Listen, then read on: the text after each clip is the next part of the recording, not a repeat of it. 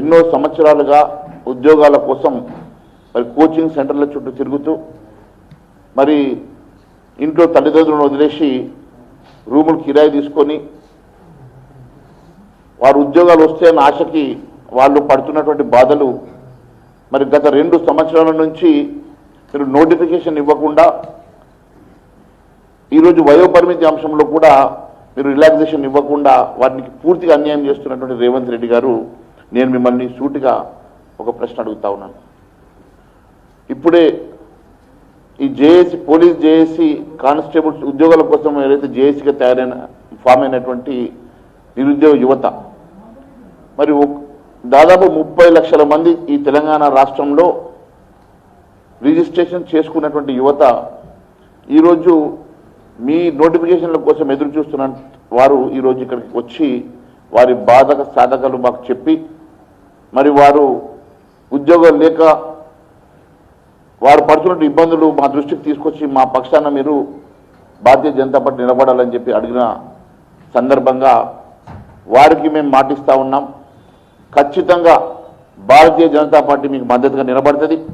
Bharatiya Janata party మీ కోసం మీ పక్షాన నిలబడి మీకు న్యాయం జరగాలని చెప్పేసి మేము మీ పక్షాన పోరాటం చేస్తామని తెలియజేస్తా ఉన్నాను. మరి ముఖ్యమంత్రి రేవంత్ రెడ్డి గారు గతంలో మీరు చెప్పినటువంటి అనేకమైనటువంటి అంశాలు మొన్నటికి మొన్న మీ వెబ్సైట్లోనే చూపించారు. దాదాపుగా 12,000 ఉద్యోగాలు ఖాళీగా ఉన్నాయని మీరే చెప్పారు. దాని తర్వాత భర్తీకి సిద్ధంగా 56,000 ఉద్యోగాలు అని చెప్పేసి మీరే చూపించారు. దాని తర్వాత తెలంగాణ రైజింగ్ పేరుతో మంచిగా పెట్టుకున్నాడు. మరి 17,000 ఉద్యోగాలు ఉన్నాయని చెప్పేసి ఒక స్టేట్మెంట్ ఇచ్చారు. మరి ఈరోజు కేవలం 5,000 ఉద్యోగాలే నోటిఫికేషన్ ఇస్తామని చెప్పి మరి వారి ఆశల్లో నీళ్లు చల్లుతూ వారికి అన్యాయం చేస్తున్నటువంటి రేవంత్ రెడ్డి గారు ఖచ్చితంగా ఎన్ని ఉద్యోగాలైతే ఈరోజు ఖాళీగా ఉన్నాయో ప్రతి ఉద్యోగం భర్తీ చేయాల్సిన బాధ్యత మీ మీద ఉన్నది. లేని పక్షంలో ఖచ్చితంగా వారి పక్షాన్ని నిలబడతాం. వారికి న్యాయం జరిగే వరకు మేము పోరాటం చేస్తామని చెప్పి తెలియజేస్తా ఉన్నాను. అంతేకాదు ఈరోజు అనేకమైనటువంటి అంశాలు మీరు గతంలో 2022లో 5 సంవత్సరాలు గత ప్రభుత్వం ఏజ్ రిలాక్సేషన్ ఇస్తే మీరు వచ్చిన తర్వాత నేను కూడా రిలాక్సేషన్ ఇస్తానని చెప్పి 2024లో మీరు ఒక జీవో తీసుకొచ్చారు. జీవో తీసుకొచ్చి ఆ జీవో ప్రకారం ఇప్పటి వరకు కూడా ఆ జీవో టైం అయిపోయింది, 2 సంవత్సరాలు దాటిపోయింది. కానీ మీరు కొత్త నోటిఫికేషన్ ఇవ్వలేదు. మళ్ళీ ఈరోజు ఏజ్ రిలాక్సేషన్ 5 సంవత్సరాలు ఇస్తానంటున్నారు.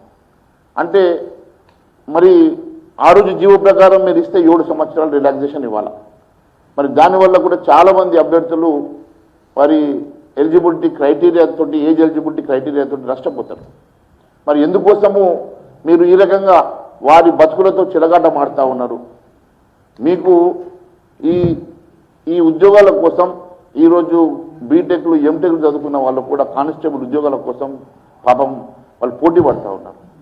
ఈరోజు తెలంగాణ రాష్ట్రంలో దాదాపుగా 1:300 ఈ దేశంలో ఎక్కడ లేనటువంటి పోటీ తెలంగాణ రాష్ట్రంలో ఉన్నది. ఒక ఉద్యోగానికి 300 అప్లికేషన్స్ వచ్చి ఒక కానిస్టేబుల్ ఉద్యోగం కోసం వీరు పడుతున్నటువంటి బాధలు, మరి వీరు చదివించిన తల్లిదండ్రులు వీళ్ళ మీద ఎంతో ఆశలు పెట్టుకొని నా కొడుకు హైదరాబాద్లో చదువుకుంటున్నాడు, ఉద్యోగం వస్తుందని పాపం వాళ్ళు అక్కడ కష్టపడుతూ ఉంటే వీళ్ళు వాళ్ళ తల్లిదండ్రులకు మొఖాలు చూపించుకోలేక దిల్సుఖ్ నగర్ చుట్టూ వాళ్ళు ఈ కోచింగ్ సెంటర్ల చుట్టూ ప్రదర్శన చేసుకుంటూ ఎప్పుడు నోటిఫికేషన్ వస్తుందని చెప్పి దేవునికి దండం పెట్టుకుంటా ఉన్నారు. మీరు మాత్రం మీ పనిలో బిజీగా ఉన్నారు. ఆర్ ట్యాక్సులు, యూ ట్యాక్సులు, బీ ట్యాక్సులు, మీ పనిలో మీరు బిజీగా ఉన్నారు. ఒక్కసారి నిరుద్యోగుల వైపు చూడాలా. నిరుద్యోగులకు న్యాయం చేయాల్సిన బాధ్యత ఉన్నది. మొన్న డీజీపీ గారు అంటారట నాకు యంగ్స్టర్స్ కావాలని. మరి యంగ్స్టర్స్ కావాలని అన్నప్పుడు డీజీపీ గారు మరి ప్రతి సంవత్సరం నోటిఫికేషన్ ఇవ్వాల్సిన బాధ్యత మీ మీద లేదా? మరి ప్రతి సంవత్సరం నోటిఫికేషన్ ఇస్తే రేజ్ రిలాక్సేషన్ వాళ్ళు ఎందుకు అడుగుతారు? 2022 తర్వాత ఇప్పటి వరకు మీరు కొత్త నోటిఫికేషన్ ఇచ్చారా? మరి ఆ రోజు మరి ఎలిజిబిలిటీ క్రైటీరియా ప్రకారం వీరందరూ ఏజ్ బార్ అయితే మరి వీరికి నష్టం జరుగుతూ ఉంటుంది కదా. మరి నష్టం జరిగితే 2024లో మీరు ఇచ్చినటువంటి జీవో 31 అనుకుంటా, అది ఇలా దేనికి పనికి రాకుండా ఈరోజు ఆ జీవో దేనికి పనికి రాకుండా అయిపోయింది. మరి ఇలాంటి జీవోలు ఇచ్చి 2 సంవత్సరాల నుంచి నోటిఫికేషన్ ఇవ్వకుండా మళ్ళీ ఈరోజు నాకు యంగ్స్టర్స్ కావాలంటే మరి దీన్ని నమ్ముకొని దీనికోసం సంవత్సరాలుగా కష్టపడి మరి కోచింగ్ తీసుకున్నటువంటి వారి జీవితాల గురించి ఎప్పుడైనా ఆలోచన చేశారని అడుగుతా ఉన్నాను. ఈరోజు నేను ఒకటే అడుగుతా ఉన్నాను, ఎస్ఐకి కానిస్టేబుల్కి ఒకే రకమైనటువంటి ఫిజికల్ టెస్ట్ పెడుతున్నారు కదా, మరి ఒకే రకమైన ఫిజికల్ టెస్ట్ పెట్టినప్పుడు ఎస్ఐకి 35 సంవత్సరాల ఏజ్ రిలాక్సేషన్, కానీ కానిస్టేబుల్కి 32 సంవత్సరాల ఏజ్ రిలాక్సేషన్. ఇది ఎక్కడ న్యాయం? మరి ఎస్ఐకి ఈయనకు ఒకే రకమైన ఫిజికల్ ఫిట్నెస్ పెట్టి దాంట్లో ఒకవేళ ఎస్ఐ టెస్ట్లో కానీ లేకుంటే వాళ్ళు పెట్టే ఫిజికల్ టెస్ట్లో ఏదో ఒక ఫెయిల్ అయినా కూడా 2 పోస్టులకు ఇన్ఎలిజిబుల్. అంటే మీరు వీళ్ళ బతుకులతోటి చెలగాట మాడుతూ ఏ రకంగా వీళ్ళను స్క్రీనింగ్లో కట్ చేయాలా, ఎలిజిబిలిటీ క్రైటీరియా నుంచి ఎంతమందిని స్కాన్ చేసి స్క్రీన్ చేసి తగ్గించే ప్రయత్నం చేస్తున్నారు తప్ప వారి పక్షాన ఒక్కసారి మీరు చూసి ఆలోచన చేశారని అడుగుతా ఉన్నాను. ప్రతిపక్షంలో అనేక మాటలు చెప్పిన రేవంత్ రెడ్డి గారు ఈరోజు అధికారం ఎక్కిన తర్వాత వీళ్ళందరూ కళ్ళ కనబడతలేరు. నిన్న ఓటు బ్యాంకు ఉన్నటువంటి వీళ్ళని ఈరోజు కేవలం నిన్న ఓటు బ్యాంక్గా వాడుకొని ఈరోజు వారి వంక కూడా చూస్తలేరు, వారికి న్యాయం చేయాలన్న ఆలోచన మీరు చేస్తలేరు. ఈరోజు గతంలో 3 of 5 ఫిజికల్ ఫిట్నెస్లో 5ట్లో 3ట్లో పాస్ అయితే చాలు అనేవారు. ఈరోజు 3 టెస్టులు పెట్టి ఆ 3 టెస్టులలో ఏ ఒక్క టెస్ట్ ఫెయిల్ అయినా కూడా ఎలిజిబిలిటీ క్రైటీరియాలకు వెళ్ళి పక్కన పెడతా ఉన్నారు.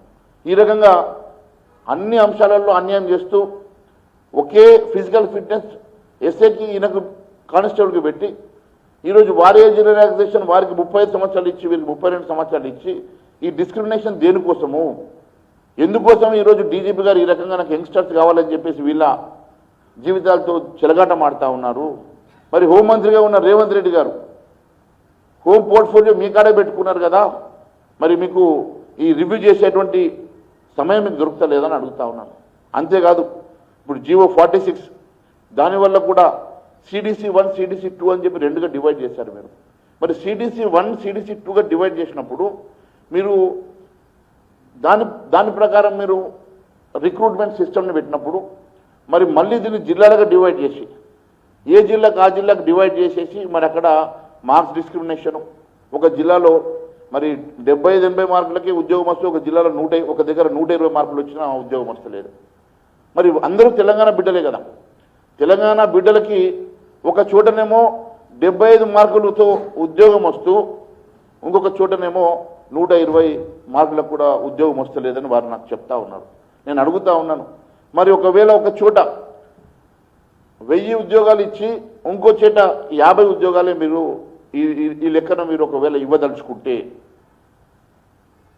ఎందుకంటే కమిషనరేట్ ప్రకారం మీరు డివైడ్ చేసినప్పుడు ఒక కమిషనరేట్లో ఒక ప్రాంతంలో ఎక్కువ ఉద్యోగాలు ఇచ్చి ఒక ప్రాంతంలో తక్కువ ఇస్తే మాలాంటి ఆదిలాబాద్ లాంటి జిల్లాలో అత్యధికంగా ఉన్నటువంటి గిరిజన బిడ్డలకు అన్యాయం జరగదా? మరి ఇక్కడ ఉన్నటువంటి వారికి రావాల్సిన రిజర్వేషన్ ఒకవేళ నా చోట కూడా నా జిల్లాలో కూడా మీరు ఒక 1000 ఉద్యోగాలు ఇస్తే నా జిల్లాలో కూడా ఎస్సీ ఎస్టీలకు బీసీలకు న్యాయం జరుగుతుంది కదా, అక్కడ వాళ్ళు రిజర్వేషన్ పోతున్నారు కదా, మరి వాళ్ళ గురించి ఎందుకు ఆలోచన చేస్తలేరు? మరి అన్ని ప్రాంతాల్లో ఒక కానిస్టేబుల్ని మీరు రిక్రూట్ చేసిన తర్వాత స్పెషల్ ఫోర్స్ అనో లేకుంటే వాళ్ళ రిజర్వ్ ఫోర్స్ అనో వాళ్ళను మొత్తం మీ మహబూబ్నగర్ జిల్లాలో వాడుకుంటారు.